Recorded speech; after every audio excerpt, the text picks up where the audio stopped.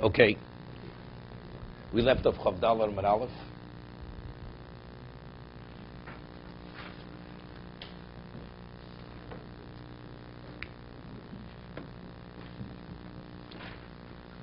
We had left off, the Torah tells us that if the master, knocks out a tooth or an eye of a slave, blinds the slave or knocks out a tooth, that is the basis for emancipation. It's called Shem Vayin. And the Brisa says it's not only the eye or the tooth, but anything which is classified as Rosh Ivorim, whatever they are, which the Gemara will explain some of them, whether it's a hand, whether it's a finger, whether it's a toe,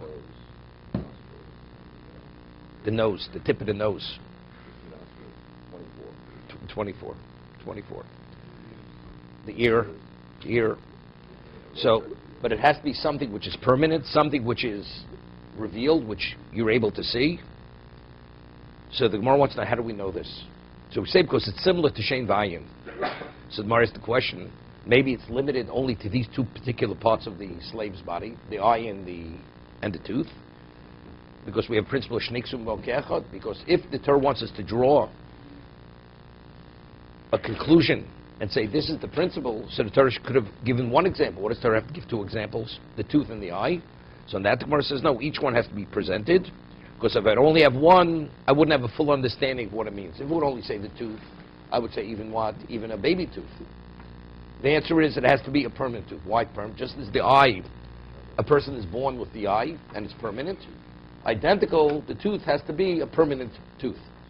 And so what? Let it say just a tooth. Let it say eye, right? No, because I would think that what? It has to be something that you're born with. The eye you're born with, the tooth you're not born with. Even the permanent tooth, you're not born with the permanent tooth. So if you knock out the permanent tooth, I'd say what? Maybe that's not a basis for emancipation. So therefore I need both the eye and the tooth to be mentioned, whether you're born with it or not, right? So each one reveals another aspect of the part of the body which is a basis for emancipation. If the master should actually cause it to become non-functional, because we say you don't have to take off the limb, we'll see. If he injures in the way where he loses usage of his arm becomes not usable, becomes paralyzed. That's the basis for emancipation. It doesn't have to literally, physically remove the arm from the man's body. Good. Now.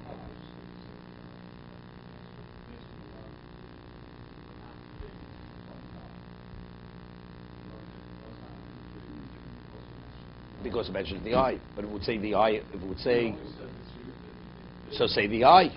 So let's say, what do we need the tooth? Right? It has to be permanent, because you think, but you have to be born with it. To get the teeth, you're not born with the teeth. Okay? So let's get back to it. Tzricha. Because Rachmana shein havamino afilu shei cholof. Because Rachmana ayin. I would even think the milk tooth. I mean the first teeth of the child. Because Rachmana ayin. Because Rachmana ayin havamina ma'ayin shenivri imo. The eye, the person is created with the eye. Avkol shenivri imo. Avo shein lo. But the tooth, which the person is not born with teeth. Maybe not. Tzricha, therefore, both have to be mentioned. Therefore, they're not considered the exception to the rule, but rather, these are the characteristics which have to be present. Now, it's interesting, Esau is talking about he's born with teeth. Not only was he hairy, he was born with teeth. Esau. Okay. Many things you don't know. Okay? Okay. But again, there's a halacha that a woman, you're not permitted to, it says that you're not permitted to cut your sideburns, and you're not permitted to destroy the corners of your face.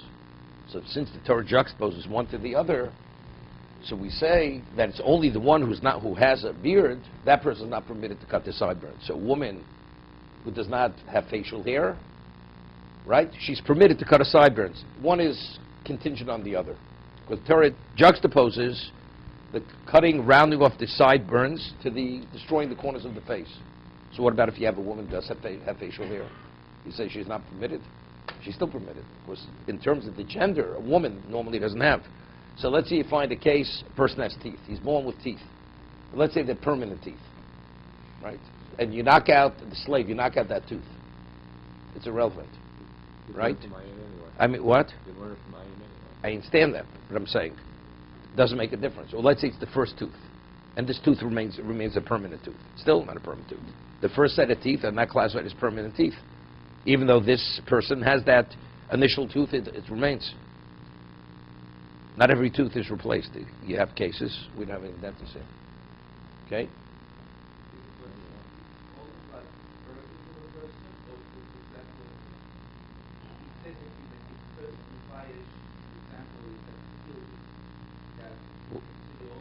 We'll leave that for Musa. We'll leave that for the Musa's sake. The Amo, somewhere asks. Now, we've discussed many times, we have a principle known as klal u'prat klal. The Torah speaks in a general sense, then the Torah is very specific, and the Torah again afterwards speaks in a general sense. That's called klal u'prat klal. So we say, so the Torah is giving an example. We'll see in a moment. What is an example of the part of the body that has to be lost? That is a basis for emancipation, shein v'ayin. So let's say the Torah would say, klal u'prat, speaks generally, v'chiyak ish eved, the person who hits his slave. And then it mentions shein v'ayin. So we have a principle, in what way does he have to destroy the part of the body? Torah says shein v'ayin. That's aim b'chlal elamasha b'prat. What is the injury or the loss has to be limited to what's stated afterwards. So if that's the case, it should be limited, even though it's not shnei ksum bon ke'echot, right? It's limited to shein v'ayin. It should not be applied to any other part of the body, regardless of how serious the handicap will be. So the Gemara says it because we have a klal u'prat u'klal. What is klal u'prat u'klal? First the Torah says generally, then it says specifically. So it's limited to that. So if it says it's limited, then it says, and it's not only that, it's something else. So if it says a klal basra, it concludes with a general statement. That means it's not limited to the example that's given. So why is the example given? To tell us that it has to have the characteristics of the specific examples. It has to have a semblance of that. But if it has no semblance, then it doesn't apply. So what are the characteristics of the two parts of the body which are given? Golui, it's revealed. It's permanent. The loss is a permanent loss, right? Also. And it's something, so we said, so everything but the tooth really could be learned from the eye. Everything could be learned from the eye, other than the tooth. What? Even though the eye and the teeth are not exposed all the time.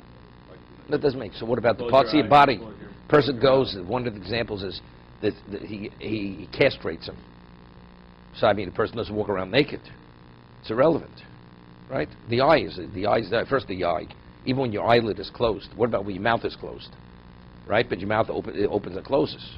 That's called shibagoli. So why aren't the lips part of the 24? You have the nose, the ears. What happens to the Maybe lips? the lips are. What? Maybe the lips are. You have to look at the list, what they are, the 24. Could be it's not an aver, because you need an aver. It has to be an aver. For instance, let's say a person goes and injures him where the tip of his penis is actually cut off. Right, Rosh Hashanah. That's considered Rosh Evorim. It's called revealed. It means if the person will be totally naked. It doesn't mean, so I said most of the body is covered. Revealed means an outer part of the body. That's what it means. It's not internal. Person goes and hits him and he destroys his kidney because the kidney becomes non-functional. Right? It's irrelevant. It's not a basis for emancipation. Of course, it's a concealed part of the, it's a concealed organ.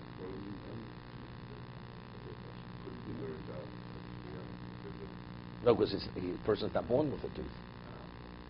It's interesting, there's a halacha that a Kohen is permitted to contaminate to 7 closest relatives: father, mother, brother, sibling, wife, child.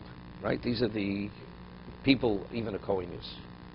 But Gemara says in Nosir, what happens if a person has a father, and he becomes an amputee? the child's not permitted to contaminate to the father. He has to be as he was created. But if his physicality has been minimized, part of the body has been severed, he cannot contaminate to him. Kohen, right, Kohen.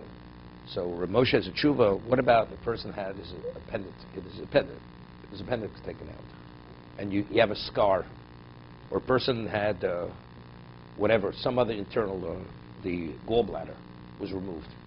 So from the scar, it's indicated that internal organ has been removed. Is that considered intact as he was born, or is that not? So Moshe explains, just seeing the scar is not enough. It has to be external. That the external part of the body has been compromised, has been removed. But although from the outside there's an indication internally something's been removed, that's not sufficient. No, it's not. It's not a mole. Not a mole.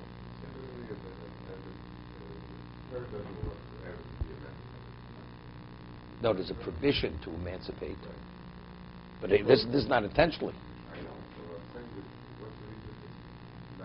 It says, Avodo L'olam, he will be your slave forever. No. There's a cause of Avodo L'olam. Okay.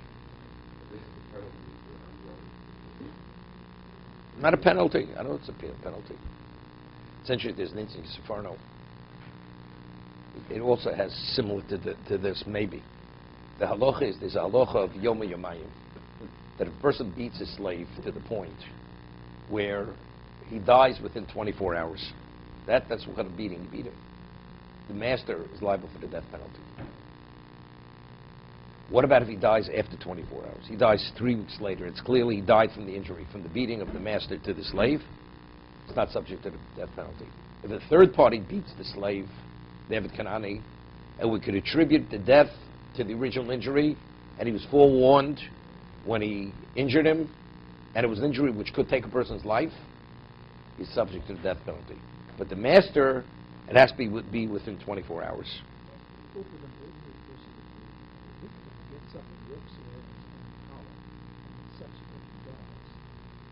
He's not liable.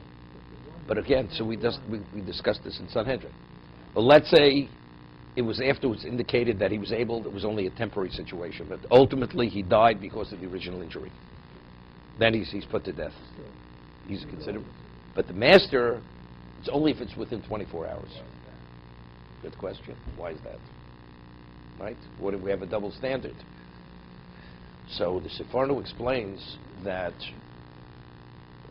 we had a discussion. What happens if a person goes, is doing a medical procedure, the doctor, and the person dies under the knife? Does the doctor go to Golus? If a father goes and he disciplines his son, and he hits his son initially, and the son dies from the injury, but it was within a context of disciplining the child. Does not go to Golus. Why? Because the doctor was doing a mitzvah. He's providing a service. And a father, because Shlomo says in Mishlei, spare the rod, spoil the child has to be disciplined. So the father's a right. The father, so since it was within the context of a mitzvah, that's not a basis to go to Golus. That's more we had in Marcos. So here the Sefarno says, since a slave has to be disciplined by the master, and the master is permitted to hit the slave, a third party is not permitted. So here, if a third party injures the slave, and the injury is of the nature of, it's actually lethal, it's enough to kill him, would you have a right to hit the man? You had no right to hit him at all. So if you chose to hit him with such force, and ultimately he died regardless of when he dies, even months later or years later, you've actually committed murder. But since the master has a right to beat the slave, so the man went overboard.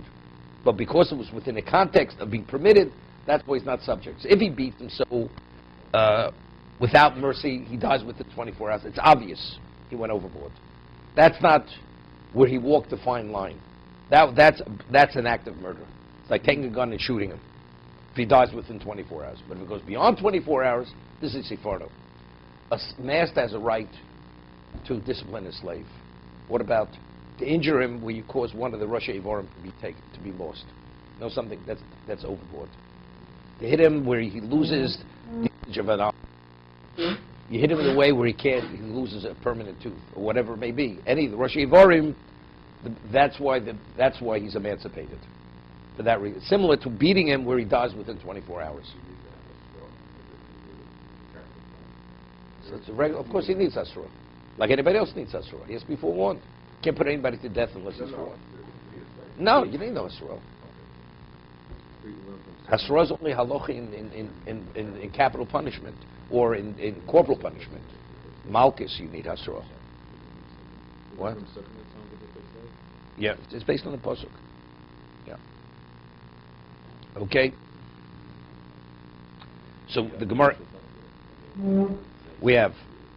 So the Gemara asks, "Ve'imo kiyake klau." The Torah speaks about a master hitting a slave. Kiyake klau. That's general.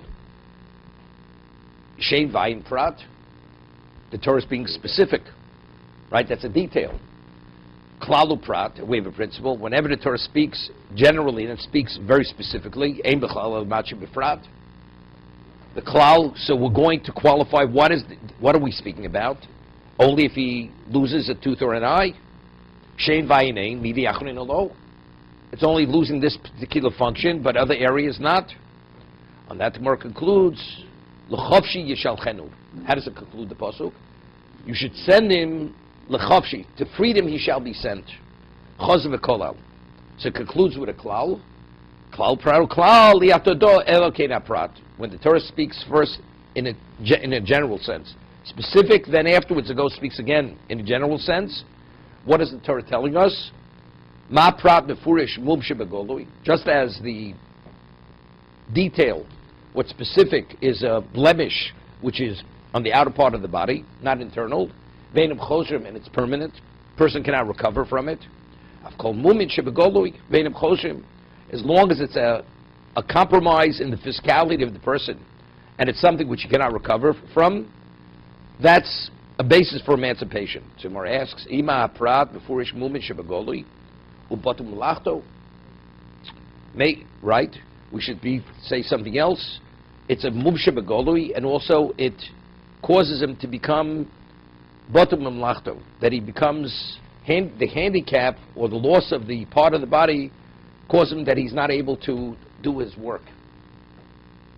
His work doesn't mean he becomes incapacitated where he can't work. It means he's not able to be fully functional as a slave. No, so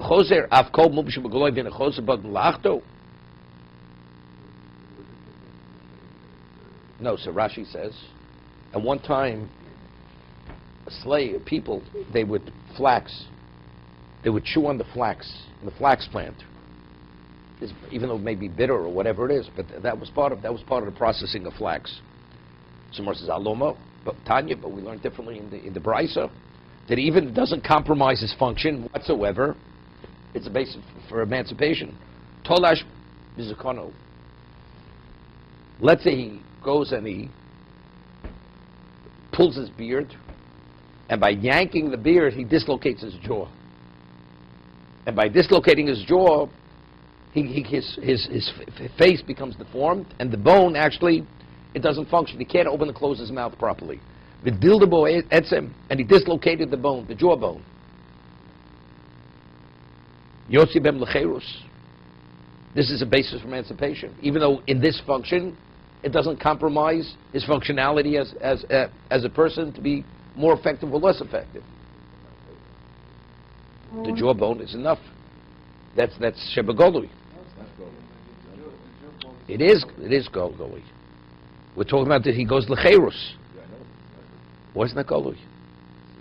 What about a person loses a hand? He becomes paralyzed. We're going to see in a case. No, that's called golui. That's golui. Person's jaw doesn't function. You can't open, close your mouth. You see it's dislocated. That's golui. We have a case. A person's hand, it becomes paralyzed. He hits the slave, and now the hand he just hangs from his body. That's mush. We're going to see in a moment. That's musha begolui.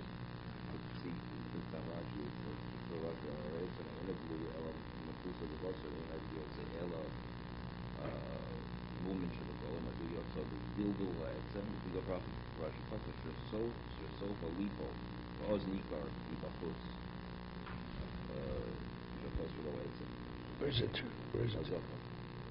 1 second. Hishmid b'komo b'chuba b'boser. Rashi doesn't say anything over here. Yosbil cheres im etzem she'enu choser v'usofa liyabshev lipo. Out of the lipo means it doesn't fall off the body. Lipo, I thought it would drop, like the jaw drops. He will have no control over it any longer. So it's like dropping the body. It's like the hand hanging. Yeah. Yeah, but it's not. The bone becomes dislocated from the body. When you see that, then you know there's a problem. But it didn't happen to that. It's not No, but if initially the injury was evaluated, that's the injury. Sofo. Ultimately, the nature of injury is good. No, but it's not. The bone doesn't have to detach from the body. No, it's going to See, become not functional. Not simple like the eye. We'll see in a moment. The eye, even though the eye remains in its socket, but if the person is blind, that's considered his eye. Is intact, the eye is fully intact. Just we'll see in a moment. No, because it's not botul miblachto. We see over here, he's handicapped in a way to compromise his function as a slave. It does. We said earlier, because the tooth, he chews on things. He's given a responsibility, he must chew to soften something. But over here, there's no compromise on his function as a slave, and yet it's a basis for emancipation. No, he could chew. It doesn't interfere with his chewing. So Gemara says,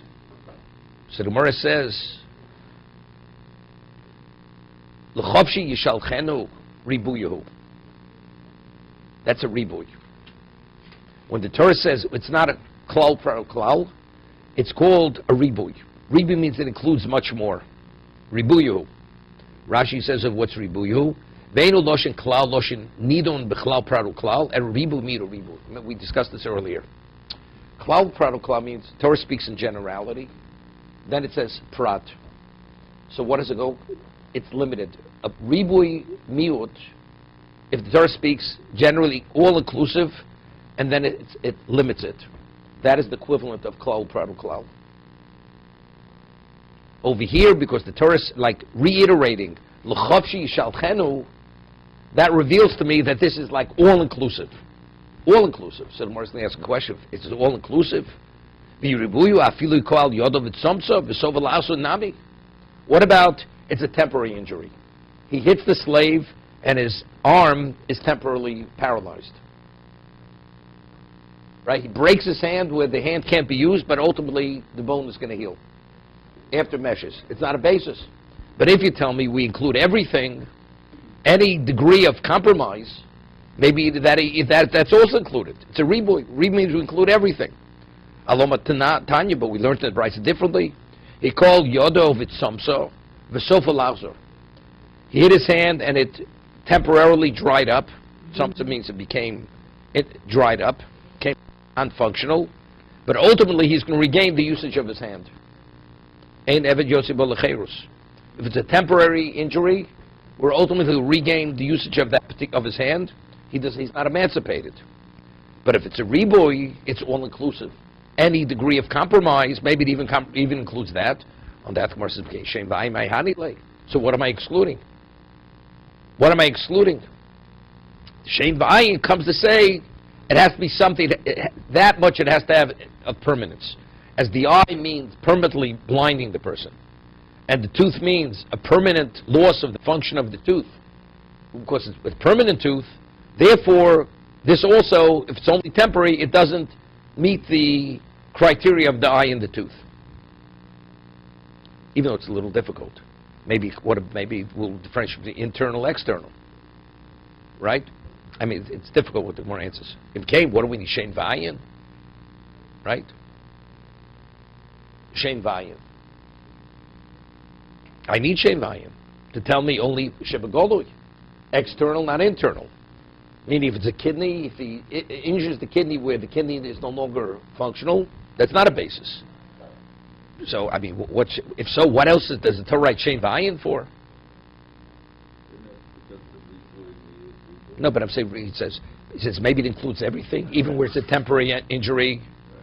So it says, if that's the case, what did they have to write Shein Vayin? We include everything. No, we're excluding certain things. We're excluding internal organs. Even with the reborn year, Definitely. Right? That we're not changing.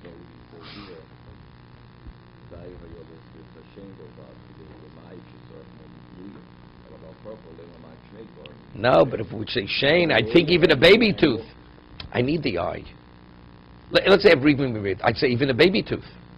How do I know a permanent tooth? So that's why I need the eye. And right, eye's not enough because I would say the tooth, right, you have to be created with it. You have to be born with it. No, this is the way I learned. Shein Vayin, it's really, ayin, it's, the Torah goes, in case Shein, what do I have to say tooth? It would have been enough to say eye. If I'm including everything, and all I want to exclude is the internal, enough to say eye. So what about the baby tooth? Right? What about, what about the tooth, the person's not born with a tooth? That's the ribuy. The ribuy would tell me, even though it's something you're not born with, that's a basis to be emancipated. Right. So when it says Shein, we're only mentioning ayin because they always go together. In case Shein, mi boile, it's evident. Therefore, the Shein comes to tell me that it's something permanent. It's not something which is only temporary. Okay.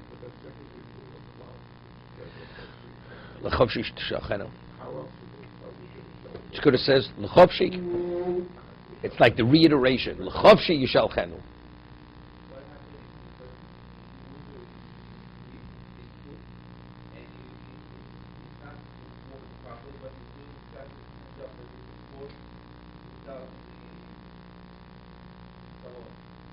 It's not the specific job. Let's say his job is to walk 3 miles. Could he walk 3 miles? He's disabled. Does it make a difference what his job is? No. So it doesn't. So it doesn't. We'll see. Yeah, it's not nezik. You have to lose the usage of that part of the body. Tan Rabbanan. All these 24 areas, we say that's a basis for emancipation. Now we have a question. Does the Eved need to get shichrur? Right, we discussed it earlier. If a slave, let's say somebody pays the master money to emancipate the slave, that was a basis for emancipation. A get is a basis for emancipation. Now, Shein Vayin, in addition to the losing the part of the body, doesn't you also need a get shichrur from the master? Rid of emancipation. It's machlokes tanoim. Yotzi ben lecheres v'tzorach get shichrur. Divrei Reb Shimon. Reb Shimon says, in addition, in terms of the right of ownership, the moment he loses one of these 24 parts of the body, he no longer has right of ownership. But get shichrur, he needs Rashi says, latir bas Yisrael, that he should become a Jew, a full Jew, that he should be permitted to marry a Jewish woman. He's a full Jew, that he needs to get shichrur. He's free as he's no longer the chattel of the master.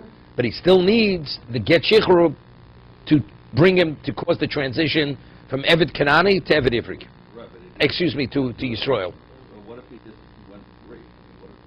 Being free is not enough. No, he's still an Eved Ivri. He's still an Eved Kanani. He's an Eved Kanani. But he has no master. It's like Mafker Avda. We rule Mafker Avda lo yotze l'cheirus. Right? He's not emancipated. Lo yotze l'cheirus. He's no longer a chattel of a Jew, but he still needs to get shichrur. Okay? Rameir me'enu tzorach. Rameir says he needs nothing. Doesn't need to get shichrur. Reb Eliezer met tzorach. Reb Tarfon me'enu tzorach. Reb Kiva met tzorach. Reb Kiva says he does need. So we have lining up the opinions. Some say yes, some say no. Reb Kiva met tzorach. Well, the Gemara will explain in a moment. So how do we bring about some level of compromise? Somebody will say, Tosos over here. So how do we bring about a compromise? Some say yes. How do we bring peace, a compromise that will satisfy the halacha? The position of Reb Tarfon is a cogent position with injury is what? Shein Va'ayin. Meaning that he needs no get shichrur. If the master causes him to lose his tooth or eye, he does not need to get shichrur. 1 second. Shatorah zochselo. Torah gives him his full freedom, meaning gives him his full control over his life. That's becoming a full Jew. Divrei Rabbi Kiva b'shari vorim. But the position of Rabbi Kiva regarding the other parts of the body. Why? Who? Because it's a penalty of the Chacham. The Gemara says, Knasu kroi kodarshinon. What do you mean it's a penalty? Ribui mi ribui. It's one of the Yud Gimel Midrash HaTorah in the Dreshes Bem. This is a Torah interpretation here. Since it's a Midrash Chachomim, it's not something which is explicit in the Pasuk.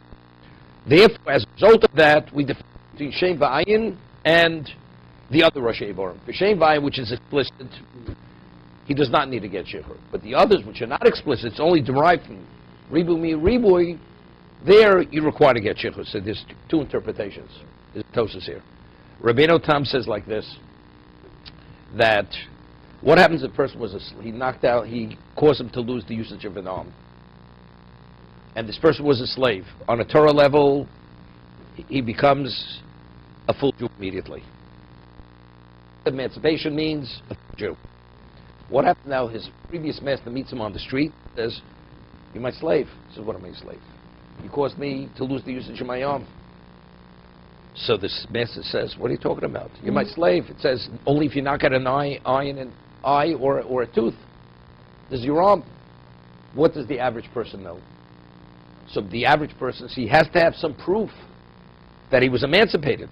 Because people say, you know something? The master's right. The Torah says, eye and a tooth. It doesn't say losing the usage of an arm.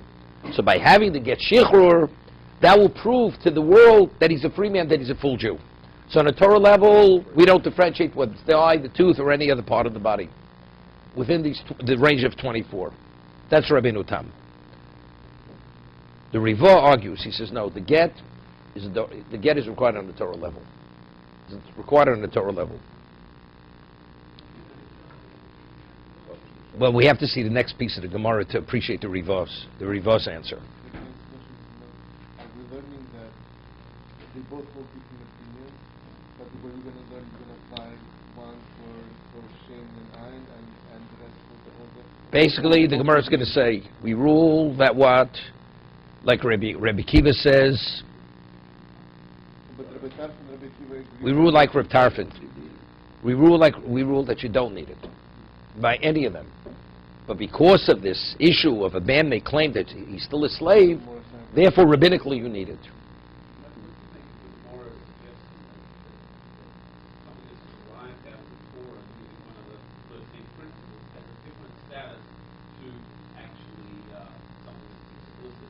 It doesn't have it, does it?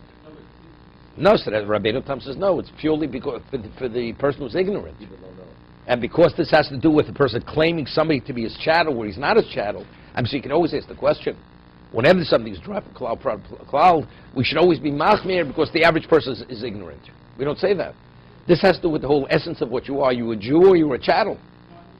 So that's why here specifically, what we want the man to have proof that he's emancipated. So how's that? He has to get shichrur. We have another 2 minutes.